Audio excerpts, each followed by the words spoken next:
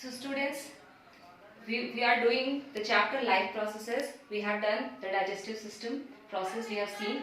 Now we will see respiration. Now what is respiration? Respiration is the process by which living things produce energy from food with the help of oxygen. So respiration and breathing both are not similar. We say breathing, we say respiration. Breathing means inhaling of O2. Okay, inhaling of O2. Breathing is the process, or exhaling of CO2. But in the process of respiration, what happens? The food which we eat, that food produces energy with the help of oxygen. Okay, so respiration is the process by which living things produce energy from food with the help of oxygen. Now respiration is considered as the catabolic process. Catabolic process means the process in which the small molecules of from the digestion, see, the food which we eat, that needs to be gets digested. So what happens, that digested food is digested in a complex way, as we have seen in the digestive system process, but that digested food is still made more smaller into more smaller molecules to produce the energy from the food. So it is called as catabolic process. Catabolic process means breaking the bigger molecules into smaller molecules for the formation of energy from the food. So this is respiration. Now if we talk about respiration, that whether respiration takes place only in the presence of oxygen or in the absence of oxygen also respiration can take place. So on the basis of that, respiration is categorized into two types: aerobic respiration and anaerobic respiration. Now what is aerobic respiration? Air means, here this air means contains the air. So aerobic respiration means the respiration which takes place in the presence of air. And which air? In the presence of oxygen. So aerobic respiration takes place in the presence of respiration. That kind of respiration which takes place in the presence of oxygen is called as aerobic respiration. Now see what happens in aerobic respiration. This glucose C6H12O6, in this oxygen is being added, and what it produces?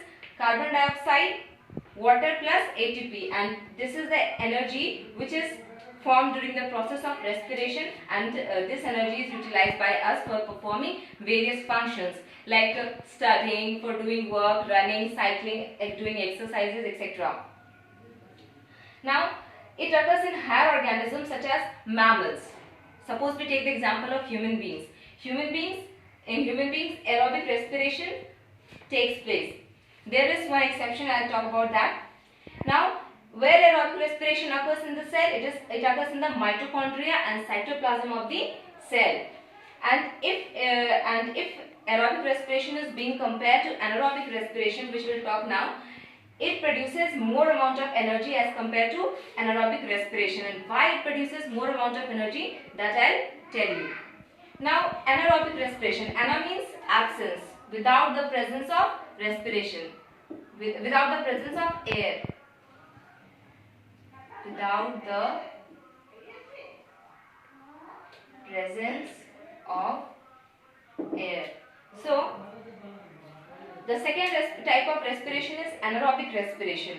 Here there is no requirement of air or no requirement of oxygen for the process of respiration. So that is type of respiration which occurs in the absence of O2. In the absence of O2 is called as anaerobic respiration. Now what it produces?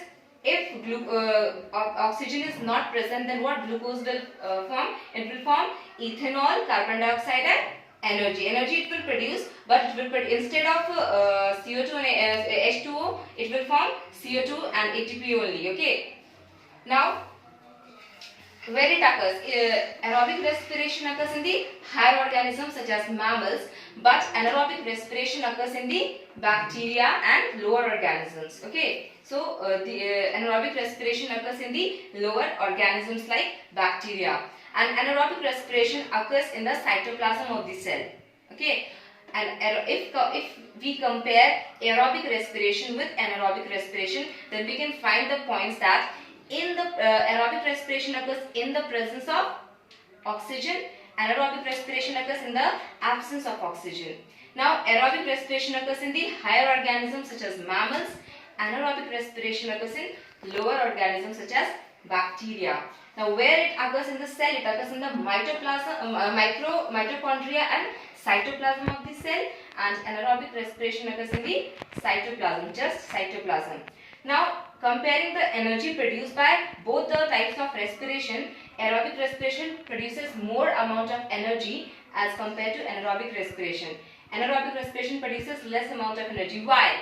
Due to the partial breakdown of glucose. The glucose does not break completely. That's why it produces less amount of energy. Now I am talking about the exception that human beings perform both types of respiration, aerobic respiration and anaerobic respiration. Now we say that we to only take oxygen, so how can we respire anaerobically? Now see, aerobic respiration we take, oxygen we take, but when does anaerobic respiration occur in our body? So when we do heavy exercises and all, what happens at that time? The amount of oxygen gets reduced. So due to that, the respiration becomes anaerobic respiration in our body. And what it produces? It produces lactic acid. Lactic acid plus energy, ATP. Okay. So what it produces? It produces lactic acid plus ATP. Now, as I said that one question I have asked you all, that why there is muscle cramps. Muscle cramps means why muscles pain or why the fat gets lower when we do exercises. So what happens in the process anaerobic respiration which occurs in our body cells, at that time only the glucose is broken down, but oxygen is not present, or very less amount of oxygen is present. So what is, during that process lactate is formed. During that process lactate is formed, and this lactate gets converted quickly into lactic acid, and this lactic acid creates muscle cramps in our body and burns the fat. So that's why we do exercises. So this was all about aerobic and anaerobic respiration. Now respiration. Respiration occurs, do it occurs only in animals? No. Respiration occurs in both animals as well as the plants. So first we will see respiration in plants. So how respiration in plants occur? So respiration in plants occur by the exchange of gases in the plants. In us also exchange of gases takes place. We take oxygen, we give out carbon dioxide. But in plants also same thing happen, but how? See, plant possesses an opening called stomata for the exchange of gases. Why it possesses an opening called stomata? Because plant does not have the complex respiratory system which human beings are having. So that's why they are having a pore like stomata through which the exchange of gases takes place. Now in the some older plants which become very old, in them stems also contain some lenticels. This type of structure are called lenticels. You can observe in the older plants that these lenticels are also helpful in the exchange of gases in and out of the plants. So and why exchange of gases occurs in the plant? Because it occurs for the physiological processes such as photosynthesis and respiration. Plant perform both the function, that is photosynthesis and respiration. Photosynthesis, why it produces? Because photosynthesis is essential for the plants for preparing its food. And respiration, when the food is prepared, then plant needs to use that food. So respiration takes place for the production of energy. Now how the exchange of gases takes place through this stomata? By the process of diffusion. Now if you have studied in class 9 cell chapter, you might remember that when you were studying plasma membrane, there are two types of transport of substances were there in and out of the plasma membrane, that was diffusion and osmosis. Now there is a difference between diffusion and osmosis, that in diffusion the exchange of gases takes place. Through the process of diffusion, exchange of gases takes place, and through the process of osmosis, liquid substances are transported in and out of the cell. So since the diffusion helps in the transport of gases only, so in plants the exchange of gases takes place through the process of diffusion. Now what is diffusion? Diffusion is the transfer of gases from a region of higher concentration to the region of lower concentration. Okay, if suppose this is a cell, and suppose the amount of oxygen is outside the cell is very much, and amount of oxygen inside the cell is low. So what will happen? Since the concentration of oxygen outside the cell is more and inside the cell is less, so what will happen? Oxygen will start entering through the process of diffusion. So this shows the process of diffusion.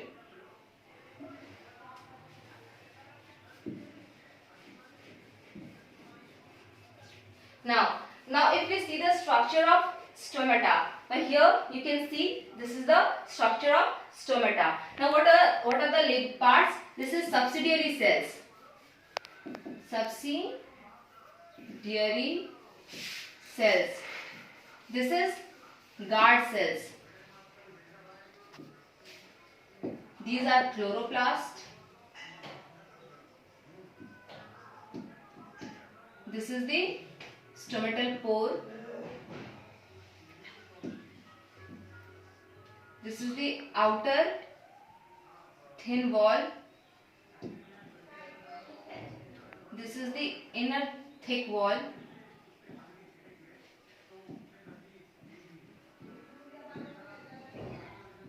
And this is the nucleus.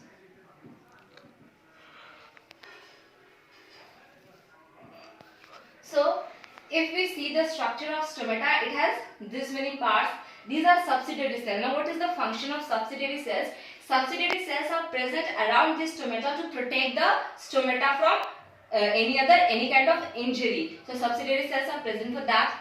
Now, guard cells. Guard cells, you can see the structure, it is bean shaped. If you all have seen the bean, structure of bean, it is somewhat like bean structure. No? So, the guard cells are bean shaped structure and they enclose the stomatal pore. See, this is the most important thing through which the exchange of gases take place, called stoma or stomatal pore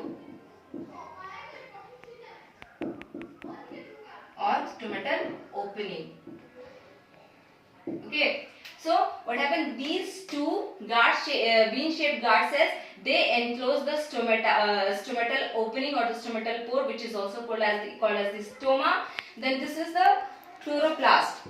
Now, what is the function of chloroplast in the stomata?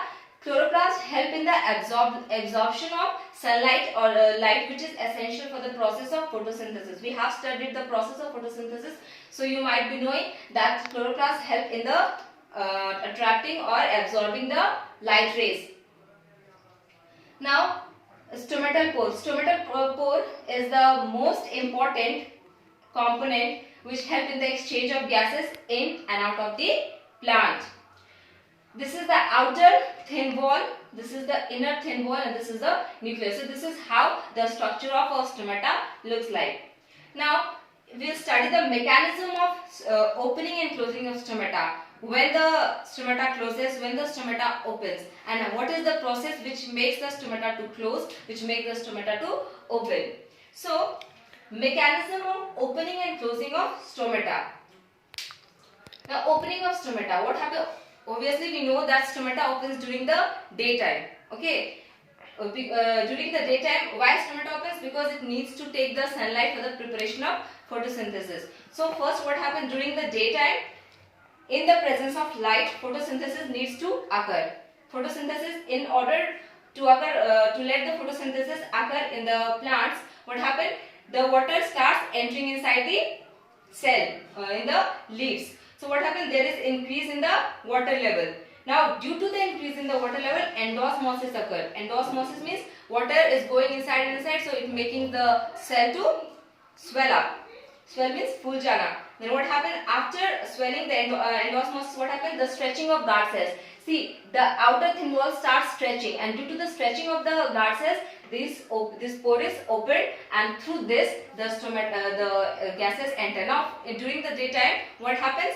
Carbon dioxide is taken by the plants for the process of photosynthesis. So, which gas goes inside? Carbon dioxide during the daytime goes inside for the process of photosynthesis. So why stomata opens during the day? Because it has to perform the process of photosynthesis. And how photosynthesis takes place? What happens during the daytime to perform photosynthesis? Now it takes carbon dioxide, it has to take carbon dioxide. So in order to take the carbon dioxide, what happens? Water is also going inside the leaves. So due to the increase in the water level, what happens? Endosmosis takes place, and due to the endosmosis, the guard cells swell up, and due to the swelling of the guard cells, stretching of guard cells starts, and what happens? Finally, the stomata open for the CO2 to enter inside the cell. So this was opening of stomata. Now closing of stomata. Why stomata closes? Because during the presence of sunlight only photosynthesis can occur. During the darkness it cannot occur. So at night stomata needs to be closed, because at night stomata needs to be closed because no photosynthesis will occur, only respiration will take place. Now how respiration will take place? During the process of photosynthesis, what happens? The complex compound, food compound which was formed in the during the process of photosynthesis, what happened? That sugar needs to be used up. So during the process of respiration in plants, that sugar is being used up, and due to the using up of sugar, there is decrease in the water level. Water level also starts getting decreased, and due to the decrease in the water level, what happens? Exosmosis takes place. And due to the exosmosis means water is coming out of the cell. So when the water will come out of the cell, then what will happen? They will start to collapse, means the cell will attach. Both the cells will attach.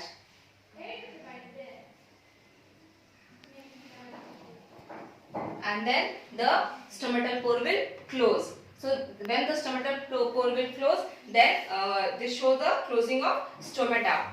So opening and closing of stomata is essential, because during the opening of stomata, photosynthesis need to be occurred, and for the stomata is closed because at night no photosynthesis takes place, only respiration takes place, and during the process of respiration, the food which is prepared by the process of photosynthesis, that needs to be used up, and due to this, when the food is being used up, there is decrease in the water level, and due to the decrease in the water level, exosmosis takes place, which leads to the collapsing of the guard cells, and due to the collapsing of the guard cells, closing of stomata occurs. So this was all about the process of respiration in plants.